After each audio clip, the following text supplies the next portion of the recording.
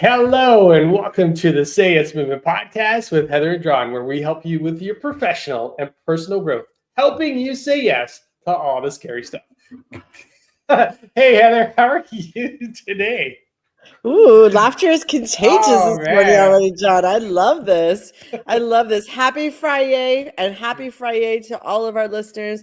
You know, today is the day we celebrate our successes for the week, celebrate the things that we learned that impacted us and the people around us that impact us. So if you're celebrating a Friday moment, we want to hear it. Put it in the comments. But John, what is your Friday moment this Yeah, week? no, it's this week's been so good. So many great conversations I've had with so many great people. I'm just so blessed that I have such an amazing group of people that I get to work with, right? As a coach, I get to be connected with other coaches. So I have tons of coaching sessions all the time, which is fantastic. And I'm so blessed for that. What about you, Heather? What are you celebrating this week? I am celebrating meeting some new people and learning about Mm. the things that scare them. And I got to talk about some of my trips and swimming with sharks and asking people, what scares you? And it was just amazing to hear people sort of step into their future self where they Mm. might just do something that scares them. And that moment, when you see that twinkle in someone's eye, they want to go there but they're still holding back. I love that moment because it just means that their future self is about to pull them forward. So it's really, really exciting. Yeah, no, I love it. Having people get to that point where they can start to see a different version of themselves. And, I've had a lot of different conversations around that where people are moving around inside of organizations, a lot of coaching discussions around it. And, letting go of an old identity so you can step into a new one is a beautiful process. It's a beautiful thing. I love it. I love it. I love it. Good morning, Nicole. And she's celebrating new opportunities. Woo-hoo. Where'd it go, Nicole? Heather, you still there? I don't know if I just lost Heather.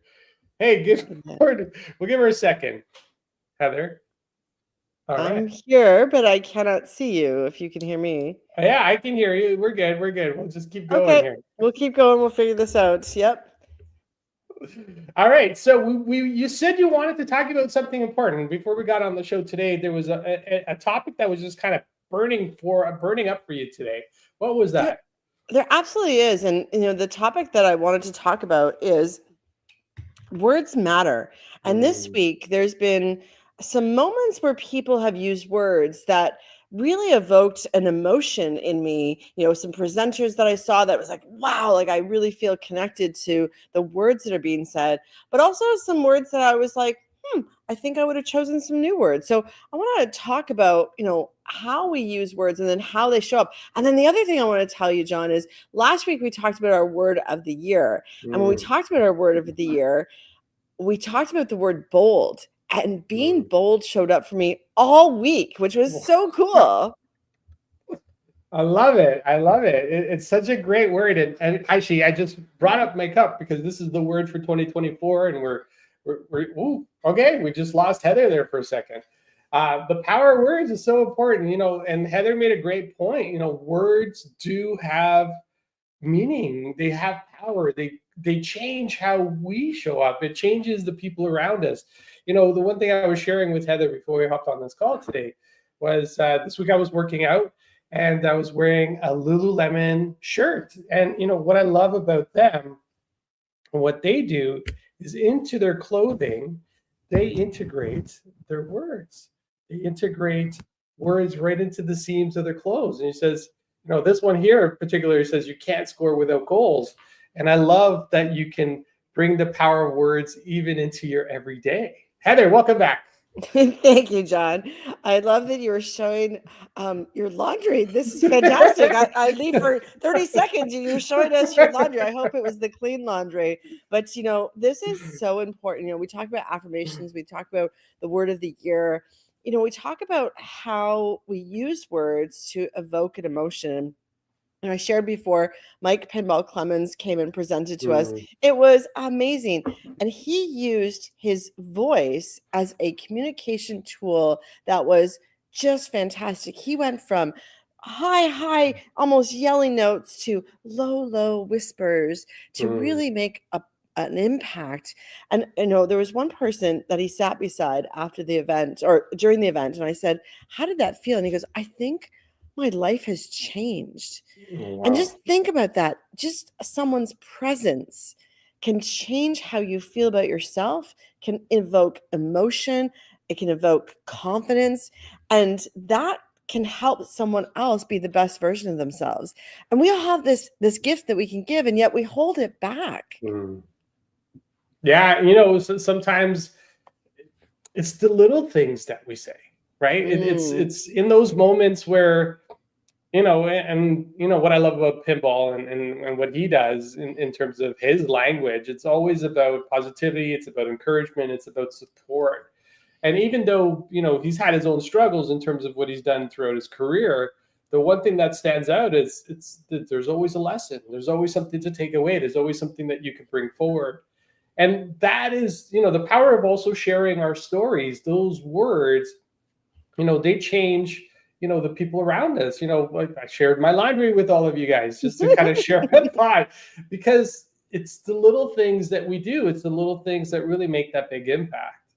And understanding that the power of words and what we're also saying to ourselves impacts how we start to live our lives, right? Mm. And that is so, so, so, so important. And I just wanted to take a quick second to shout out to Alejandra. Welcome, Peter. Welcome. And Nicole saying pinball was so inspirational. He emits grace. Ooh, I love that word, grace. Beautiful word. A kindness and love while stirring you on what to do better and be better. It's awesome. And me and Nicole got to see him together, and it was fantastic. But a coach isn't always nice, right? And this is important because Nicole used words like grace and kindness and love, and I think you can say messages that are really, really going to evoke someone to change. And if you do it with grace, kindness, and love, and the person trusts you, you can actually tell the truth to people. And as a coach, as a leader, if you are a leader of people, our job is to ask questions like, Mm, are you playing full out? I love when I ask that question, especially when one of my coaching clients is frustrated or like, I don't know why I didn't get the promotion. And I always ask that question, are you playing full out? And if the answer is yes, then it's a skill that we have to work on. mhm. But usually the answer is, John, they sit back and they take a deep breath, and self-reflection immediately happens. Because the answer for most of us, like 99% of us, is we're never playing full out because Mm, our own fears, fear of success, fear of failure, fear of our own bias, like I'm not good enough, I'm not educated enough, they show up and they stop us from being the best version of ourselves. And as a coach, as a mentor, as a leader, it's our job to actually point at that future version that we see in that other person and say, don't you want to be that person one day? All you mhm. do is take one little action today that gets you closer. So the words that we say really, really matter. Yeah. No, listen, you make a great point. And sometimes it's what was I was saying this yesterday with somebody. I was having a conversation with a good friend of mine, and it's the little things that we say to ourselves, right? It's in those moments of quietness, in those moments of pause, where it's like, yeah, okay, you know, I'm here Mm. to do this, or hmm, I don't know if I'm good enough for this right now. And the unfortunate part is they're so deeply ingrained in terms of what we're saying to ourselves, we don't even know we're saying it to ourselves anymore. That's right. And if, this is why I love working with other coaches. It's part of the reason why I get to have great conversations, because I get to see, what we would call the blind spots, right? Like there are things I can't necessarily see in myself because I'm just so in the thick of it that I don't take a moment to reflect and to look. Yes, It's and here I gotta be honest with everyone. We all have blind spots, and yeah. for anybody listening that hasn't heard the origin story of me and John starting this podcast, it started because we were each other's coaches, and we're like, "There's this really good, valuable information. We should maybe share it with the world." And we were not always nice with each other. We would point out, hey, I think your mindset might not be at optimal performance today. And those words are like, when you trust someone, are like, oh, I think they're right, because I'm just Mm, feeling the weight of the world right now, or I'm feeling something that isn't helping me be vibrate at the highest level where I can be of service to others. So, that is this is how we started. And so, once you can see that for yourself, you can then help others. And it's not by telling people what they're mm. doing wrong, it's by asking them to self-reflect. A Yeah. question like, are you playing full out? Is there anything that is getting in your way right now that you could change? Those kinds of powerful questions are really, really good. And another thing that I love to do myself, but also when I'm really frustrated, is to journal. And I often find when I go back and read my journal entries, the moments that I felt the least Mm. powerful to change something, when I journaled, I actually was demonstrating how to be powerful and take back control, because those words that I've written down for me is a message for myself that's trying to coach myself. So it's kind of like a little coaching session with myself. Yeah, no, listen, I love it. It's sometimes when we ask ourselves the question, and if we're truly honest with ourselves, we actually get the result and the outcome and the question, like the result that we're looking for. And on my desk, right? Like I coach, right? So, I have tons of coaching conversations with a lot of different people. And there are key words and phrases that I keep visible to me. So I can always kind of keep them top of mind, right? And what's really neat is kind of seeing that, right? Like seeing those words, Mm, putting those words around you is part of the reason why we have words of the year, right? Like to keep reminding us that, if we're going down a certain path and we're living our life in a certain way, then we got to be true to being on that path. And if we're mm, not, then how do we get back on the path? And the other question is the path even important anymore? Right? mm, And the one thing I see with people who are trying to grow their careers and kind of get to that next level, one of the questions I ask is why? Why is that important to you? Like, what does that lead you to? What's that going to give you? What feeling will you get from that once you accomplish it? Because mm. the truth is, we can step into that feeling today without actually hitting that goal, right? I saw a TED talk the other day, and she was talking about the stairs and how, you finish school and then you get your first job and then you get promotion, promotion, promotion, promotion, and this stair, and then you can never go back down. Like you're stuck on the stairs. And what if we just decided to jump off the cliff instead? And that's that whole thing that we talk about is, saying yes to something that scares you and doing Mm, it anyways, because it's going to help you. And if you wait till you're ready, and many people do this. They wait to apply for that job till they're absolutely ready. You've waited too long. You've absolutely waited too long. yeah. John, Alejandra's asked us a really great question. And her question is, how can you speak up when you're afraid of an audience's reaction and you're overthinking the result? Oh, this happens to all of us, Alejandra. Like, this is absolutely the greatest question in the world. So, John, what's your feedback for Ali? Yeah. Well, so and Alejandra, please don't take this the wrong way. But when it comes to speaking to people, the one thing that shows up for me is what value am I adding to them? Mm, What am I bringing to the conversation? And the other question I ask myself is, am I making it about me or am I yeah. making it about them? Right. And I can guarantee you, if you're making it about them, you can't get nervous because it's not about you and how you show up and how you look and how you sound. It's really around delivering the value. And, quick story, Alejandra, I was delivering a workshop to a group of, it was a nonprofit I was speaking to, and we were talking about the power of storytelling. And I was sharing that, although my words aren't always perfect, and the way I deliver my message isn't always perfect, but the value and the intention of what I want to set out is always true. And this lady stands up and she goes, "You're right. You're not the perfect speaker. You don't have the perfect words, but you know what? I felt your message." Mm, Right. And I was like, for a second there, I'm like, oh my gosh, what's this lady gonna say? Are they gonna like pull me off the stage saying like you're done? Where she goes, no, like it resonates with my heart in terms of what you're saying. And this is the beauty of having that strong message, delivering that value. One of the things Heather and I we do every week here when we're here with you, all of you, it's not about us. It's never about us, right? It's always about what can we offer you? What can we bring to you today? Based on the things that we've gone through in our week, where can we add more value to you? Impacting a million people. Heather, I was sharing that with somebody yesterday. They're like, really? How do you impact a million people? I go, well, we're just kind of sharing what we're sharing. We just do a weekly podcast and people listen in, and week by week, day by day, hour by hour, people are listening, and they're listening to the recording. So it's good. Oh, Salisa, that's so wonderful. Look, John, she feels your message. That is so beautiful. And look, this is the power of coaching and the power of words. We're getting the love. We're going to give the love to all of our listeners.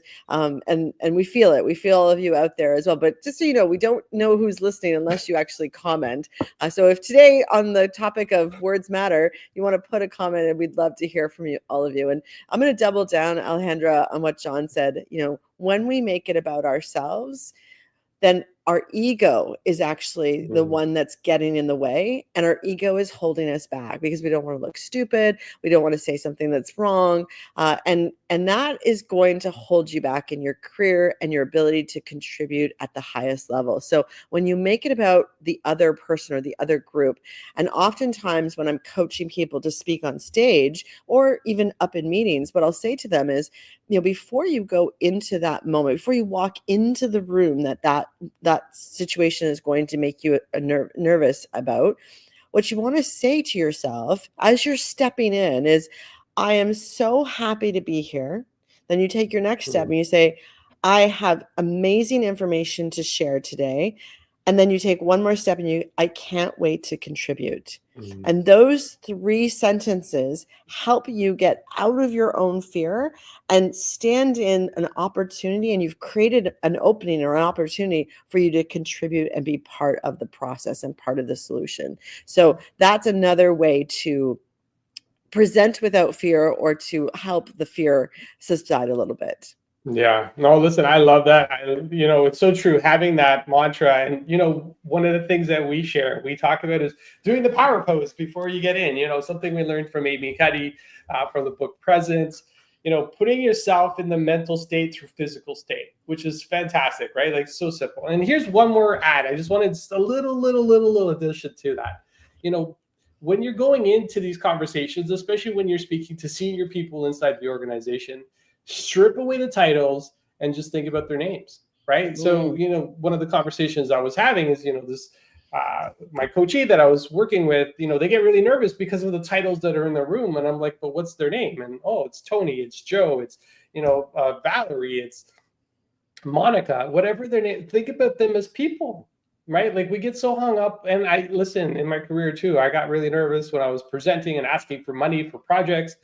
And once I learned to take away the title and just made it about value, made it about talking to other individuals, it made the conversation for me a little bit easier, right? So that's maybe something you want to think about it too. Just think about having, when we go out to dinner with friends, we don't get nervous. We're speaking at a table of maybe 5, 10, or 15 people, but we don't get nervous. We just talk, right? We just share because we want to contribute, we want to give. And if you can think about it that way too, it's going to change how you show up in those conversations. It's so powerful. Wow. This has been a great conversation. I think we're going to bring this one back up again, especially as I'm still trying to land on my word for the year.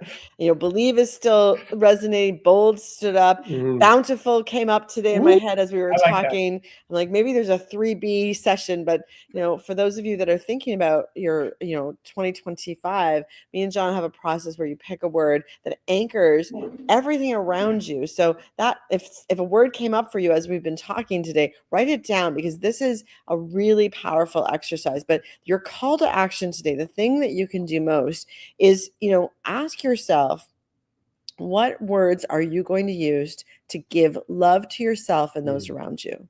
Is there recognition you can give today? Is there a phone message that you can leave for someone? Is there a video message you can send to someone? This is what you want to do. And especially as we get closer to the holiday season, not everyone has a joyous time in the holiday season. If they've lost loved ones, if they're going through stressful times, this is the time to reach out. And I can guarantee when you reach out and you give those messages, the messages come right back to you. So I can't wait to fill the world with positivity with each and every one of you sharing that message out. Woohoo, I love it. A beautiful takeaway. And yes, I'm going to be doing that as soon as we jump off this call and just sharing some messages with some people.